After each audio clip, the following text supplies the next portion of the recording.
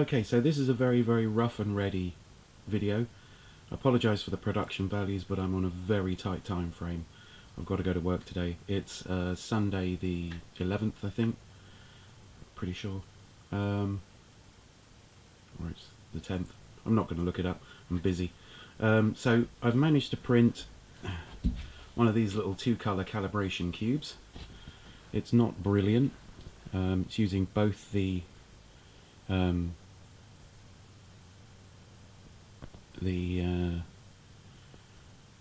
colours that I can print, the extruders.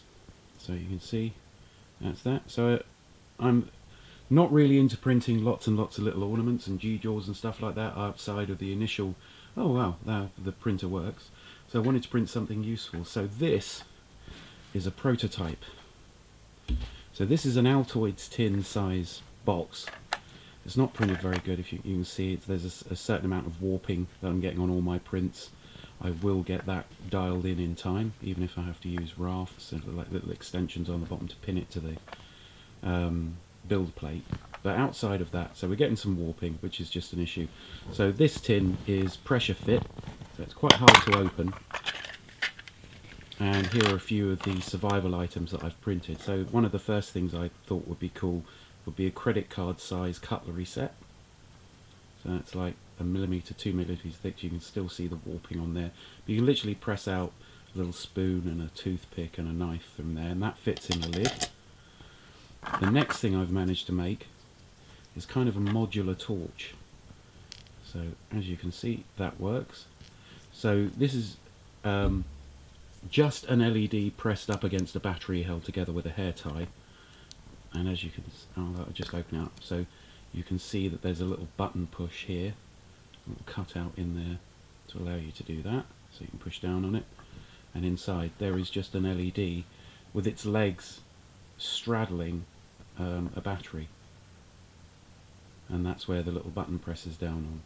Now I could generate this, so there's a little storage compartment in here to hold a couple of different colours of LEDs and a spare battery. That would be pretty cool, knowing that you had a spare battery, and that's why I've left it unglued. So if you were prepared to use like a hair tie or something similar, or to tape it up, that would mean that you could change over the LED and the battery and just use the frame. And the great thing about this is an LED is about, I don't know, about 5p, and the little batteries are about 10p each. So that would mean that you can very cheaply, you can just buy a shed load of these in bulk and print off as many of these toggle size, because you can put these on toggles, you can attach them around your neck and stuff like that. Nearly everything in this kit can be attached to the wearer's neck, or it will be then. So that's pretty cool. And the next thing I've got is the one thing that's missing from an awful lot of these little baby survival kits. If I can get it open, that's how secure it is kind of like a little Stanley knife blade holder. And that is a really amazingly tight fit. The design on this is great. I got it. All these are from Thingiverse. So this is just stuff I can print. In a later video, when I've got it all dialed in, I'll actually put in all the accreditations. But this morning I'm just doing a quick and dirty video. So apologies to if you're seeing something online that you've created. But that is a really amazing design. If you look at the sheath that it goes in, which is a great idea. It's got a little cutout here, I'm trying to put it in thing with the camera, that actually grips the knife and allows it to click in, and there's, I haven't drilled it out yet, but there's actually a gap here, so that too, as well as the cutlery and the torch and this, can all go around your head, around your neck. And I would put some cordage in this kit, some like waxed cotton or something like that. And then finally, this isn't finished, this is serious prototyping. This doesn't quite work yet, but this is designed to hold the sparker assembly of a clipper lighter, which would mean that you'd be able to just strike it onto there.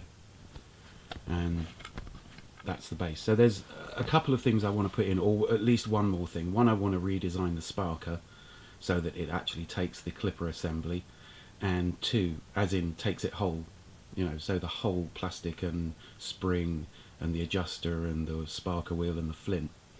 And what I want to do is put in a reel of duct tape, but I want to use the space inside the reel really effectively. So what I want to make is like a 1.5 centimeter high cylinder that's about 2 centimeters across, that would allow you to put other things inside it, and then maybe another storage pot for a couple of Vaseline balls.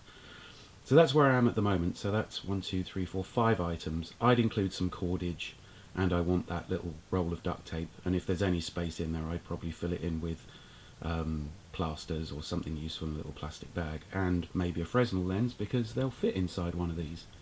And that's the great thing about credit card size stuff. So that's it. It's a very short video. I'm sorry that's all you're getting today, but I thought the people that subscribe to the video and the sort of people that are into it would really enjoy it and see where I'm going with the 3D printing, and it's kind of why there haven't been as many videos of late, because literally this thing arrived 2 weeks ago and I'm already printing survival equipment with it. So thanks very much for watching, and do take care.